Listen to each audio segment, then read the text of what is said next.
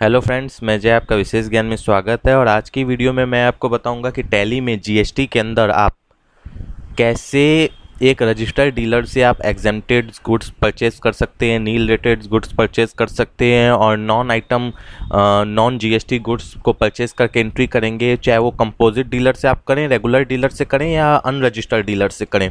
मैं आज आपको उस सब की एंट्रीज बताऊंगा कि कैसे आप exempted good, non GST goods और नील रेटेड गुड्स को आप परचेज करेंगे, चाहे आप किसी भी डीलर से करें, चाहे अनरजिस्टर्ड डीलर से करें, कंपोजिशन डीलर से करें और या रजिस्टर्ड डीलर से करें, अगर आप रजिस्टर्ड डीलर हैं तो फ्रेंड्स, पहले तो मैं आपको एक बात क्लियर कर देना चाहता हूं कि जैसे कि टैक्सेबल गुड्स के लिए मैंने क्या एंट्रीज होगी, इसके लिए तो मैंने ऑलरेडी वीडियो बना के रखा है, अलग अलग परसेंटेज के बना के रखे हैं, रेगुलर डीलर से परचेज करने के बना के रखे हैं।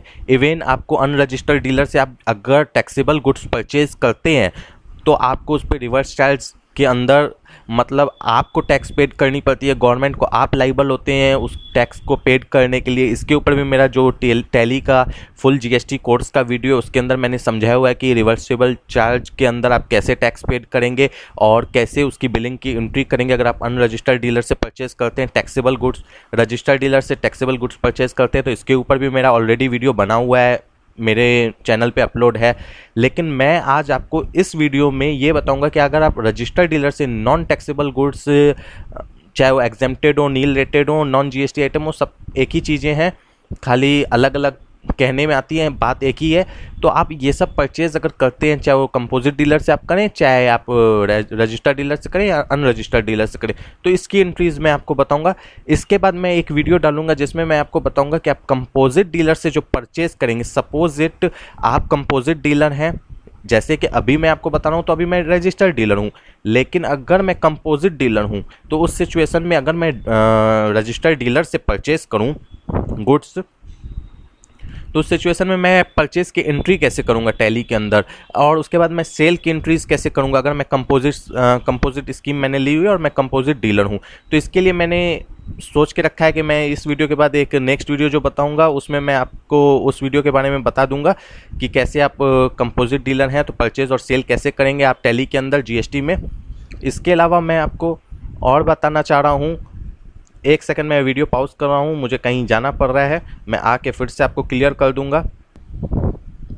और फ्रेंड्स, मैं आपको बता दूं कि जैसे मैंने कि कंपोजिट डीलर से टैक्सेबल गुड्स भी परचेज़ किया है, तो आपको पता होना चाहिए कि अगर आप रजिस्टर्ड डीलर हैं और कंपोजिट डीलर से आप टैक्सेबल गुड्स परचेज़ कर रहे हैं, एग्जेम्प्टेड कर रहे हैं, तब तो कोई बात नहीं, लेकिन अगर टैक्सेबल गुड्स परचेज़ कर रहे हैं तब आपके लिए डबल टैक्स का चक्कर है। मतलब उसने जिससे परचेज़ किया, अगर उसने रेगुलर डीलर से परचेज़ किया उसने तो उससे चार्ज किया होगा टैक्स, लेकिन वो आपसे टैक्स चार्ज नहीं कर सकता है। तो क्या होगा कि जब आप उससे परचेज़ करेंगे तो वो आपको अपनी टैक्स चार्ज करके और प्रॉफिट लगा के वो गुड्स आपको देगा, लेकिन जब आप उसे सेल आउट करेंगे उस गुड्स को तो आप टैक्स कस्टमर से चार्ज करेंगे, तो आपका ऑटोमेटिक कॉस्ट ज़्यादा बढ़ जाएगा। तो मैंने उसका भी परचेज़ दिखाया है कि कंपोजिट डीलर से अगर आप टैक्सेबल गुड्स परचेज़ कर रहे हैं तो आप किस तरीके से करेंगे। तो चलिए, मैंने एंट्रीज पास करके रखी हुई हैं। सबसे पहले हम कंपोजिट डीलर का ही देख लेते हैं। जैसे कि देखिए, मैंने ये एक मिनट में आपको पहले लेजर्स और स्टॉक आइटम्स दिखा दूं ताकि आपको इजी हो जाए।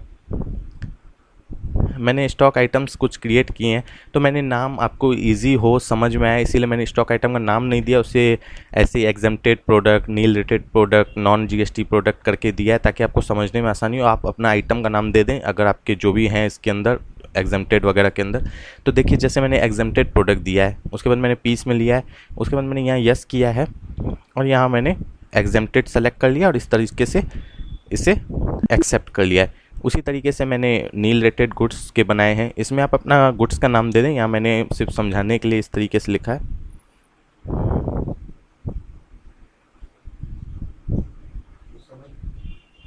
फ्रेंड्स, आपको इस तरीके से बना लेना है, नील रेटेड यहाँ पर दे देना है। मैं फिर से एक बार दिखा रहा हूँ, यहाँ पर नील रेटेड देना है और इस तरीके से गुड्स सेलेक्ट करते हुए इसका भी एक बना लेना है लेजर। आप जो आइटम हो वो डाल दें आप अपना। और नॉन जीएसटी प्रोडक्ट आप जानते ही होंगे, जैसे पेट्रोल वगैरह नॉन जीएसटी में ही आते हैं और कुछ और भी प्रोडक्ट्स हैं, इसे आपको यहाँ पर इस तरीके से करना है, इस नॉन जीएसटी गुड्स यस कर देना और इस तरीके से आपको इसका लेजर क्रिएट कर लेना है, स्टॉक आइटम्स क्रिएट कर लेने। अब मैं लेजर की बात कर लूँ तो मैंने किया है जैसे कंपोजिट डीलर, तो मैंने यहाँ पर डीलर का नाम नहीं देके इसे कंपोजिशन डीलर ही दे दिया है और यहाँ पर सन्ड्री क्रेडिटर सेलेक्ट कर लिया है और इस तरीके से यहाँ पर अपना स्टेट उसका सेलेक्ट कर लिया, जिस स्टेट में है वो, मतलब ये मेरी स्टेट में है तो मैंने लोकली रखा है और यहाँ कंपोजिट और उसका जो जीएसटी नंबर वो डाल दिया और इस तरीके से एक्सेप्ट कर लिया। इसी तरीके से मैंने अनरजिस्टर्ड डीलर का भी क्रिएट किया हुआ है। फ्रेंड्स, यहाँ पर मैंने नाम इसलिए नहीं दिया ताकि आपको आसानी से समझ में आए। आप अपना जो भी डीलर का नाम है वो दे दें और उसके बाद उसे उस तरीके से ही क्रिएट करें। और यहाँ पर आप देख सकते हैं, यहाँ पर मैंने अनरजिस्टर्ड डीलर करके इस तरीके से एक्सेप्ट किया हुआ है। उसी तरीके से मैंने परचेज़ के भी बनाए हुए हैं, परचेज़ फ्रॉम अनरजिस्टर्ड डीलर। तो ये आप देख सकते हैं, लेजर्स इस तरीके से हैं। आपको मैं एक बार फिर से अच्छे से दिखा देता हूँ ताकि आपको समझ में आए। इस तरीके से आपको लेजर्स में यहाँ पर सेलेक्ट करने जो भी चीज़ें मैंने सेलेक्ट की हैं, मैंने इसके लिए ऑलरेडी एक्सप्लेन किया हुआ है और सब वीडियोज़ में, लेकिन फिर भी मैं आपको एक बार लेजर्स दिखा देता हूँ। जैसे ये परचेज नॉन जीएसटी प्रोडक्ट्स, इसमें देखिए इस तरीके से मैंने किया हुआ है। उसी तरीके से मैंने और भी परचेज के किए हुए हैं, वो मैं जैसे जैसे वहाँ पर एंट्रीज दिखाऊंगा वहाँ पर मैं आपको क्लियर कर दूंगा। अब सबसे पहले हम बात करते हैं कि मैंने कंपोजिशन डीलर से परचेज किया एग्जेम्प्टेड गुड्स। तो आप देख सकते हैं मैंने यहाँ कंपोजिशन डीलर सेलेक्ट किया हुआ है और उसके बाद मैंने यहाँ पर इस तरीके से एग्जेम्प्टेड परचेज लिखा हुआ है। ये लेजर मैंने क्रिएट किया, तो मैं ये दिखा भी देता हूँ आपको कि किस तरीके से मैंने क्रिएट किया है। आप देख सकते हैं इस तरीके से मैंने क्रिएट किया हुआ है। तो फ्रेंड्स, इस तरीके से आप भी क्रिएट कर लेंगे और यहाँ पर ये एग्जेम्प्टेड प्रोडक्ट मैंने जो नाम, आप यहाँ पर जो भी आपका आइटम वो डाल दें और इस तरीके से मैंने, इसमें कोई टैक्स वगैरह नहीं लगा। इस सब का मैं रिपोर्ट भी आपको दिखाऊंगा कि किस तरीके से आप देखेंगे कि इसका क्या इफेक्ट पड़ता है आपके रिटर्न वगैरह पे। यहाँ पर आप देख सकते हैं अनरजिस्टर्ड डीलर मैंने सेलेक्ट किया हुआ है और इसका तो मैंने ऑलरेडी आपको अभी लेजर दिखा भी दिया था। इस तरीके से मैंने एंट्री मारी है इसकी, अनरजिस्टर्ड डीलर से जो मैंने परचेज़ किया। इसमें किसी में टैक्स नहीं लगा क्योंकि इस पर टैक्स चार्ज होगा ही नहीं और इसमें नहीं रिवर्स चार्ज है। ये नहीं कि आपको अनरजिस्टर्ड डीलर से अपने नॉन जीएसटी प्रोडक्ट या नील रेटेड प्रोडक्ट खरीदा है तो आपको उस पर टैक्स वगैरह देना है, क्योंकि उस पर टैक्स चार्ज होती नहीं है। लेकिन हाँ, यही अगर टैक्सेबल प्रोडक्ट खरीदते हैं तो आपको टैक्स देना पड़ जाएगा, क्योंकि जैसा कि मैंने बताया रिवर्स चार्ज के अंदर आपको देना पड़ता है। और कंपोजिशन डीलर से अगर आप टैक्सेबल प्रोडक्ट खरीदते हैं तो मैंने बताया कि आपको रिवर्सेबल चार्ज भले नहीं देना है, लेकिन आपको टैक्स तो पेड करना ही पड़ेगा वहाँ उस सिचुएशन में भी, क्योंकि वो तो आपसे टैक्स चार्ज कर नहीं सकता है। और इस तरीके से मैंने देखी यहाँ पर, ये मैंने एक एग्जांपल लिया है कि मैंने कंपोजिशन डीलर से परचेज़ किया और ये आइटम मैंने इंट्रा स्टेट है, मतलब लोकली का है कंपोजिशन डीलर, मेरे स्टेट का है और ये 18% का मतलब रेट का प्रोडक्ट है, लेकिन मैंने यहाँ पर ये टैक्स चार्ज नहीं किया। आप देख सकते हो क्योंकि वो मुझसे टैक्स चार्ज कर नहीं सकता है, लेकिन मैंने ये हिंट के लिए कि प्रोडक्ट किस रेट का है, ये भी तो पता होना चाहिए कि प्रोडक्ट किस रेट का है। तो ये 18% वाले परचेज़ का प्रोडक्ट है, भले उसने मुझसे टैक्स चार्ज नहीं, क्योंकि उसके पास पावर नहीं है टैक्स चार्ज करने की। इस तरीके से मैंने बिना मतलब टैक्स लगाई उसका एंट्री एक्सेप्ट कर ली। अब मैं आपको, यही मैंने अभी आपको एंट्री दिखाई थी और मैं आपको एक और दिखा देता हूँ। ये मैंने अदर स्टेट से परचेज़ किया है, ये मेरा डीलर है, रेगुलर डीलर है, इससे मैंने परचेज़ किया है नॉन जीएसटी प्रोडक्ट। आपको मैं दिखा देता हूँ इसका भी लेजर। इस तरीके से है, ये मैंने अभी आपको दिखाया भी था, फिर मैंने दिखा दिया। और ये ऐसे आप यहाँ पर आइटम्स डाल देंगे और किसी में भी टैक्स चार्ज नहीं करेंगे। अब मैं आपको दिखा देता हूँ इसकी रिपोर्ट, किसका इफेक्ट क्या पड़ने वाला है।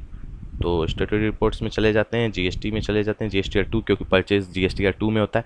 आप देख सकते हैं टोटल नंबर्स ऑफ एंट्रीज 6 हुई हैं, इंक्लूड्स यानी परचेज कितनी है। ये तो मेरी जो बैंक वगैरह की एंट्री इसीलिए यहाँ पर दिखा रहा है, मिसमैच इसलिए नहीं है क्योंकि मैंने कोई गलत एंट्री पास नहीं की है। यहाँ पर आप देख सकते हैं नील रेटेड इनवॉइस मरा है, क्योंकि B2B कुछ हुआ नहीं है, क्योंकि सब मतलब बिना टैक्स वाली प्रोडक्ट सब हैं।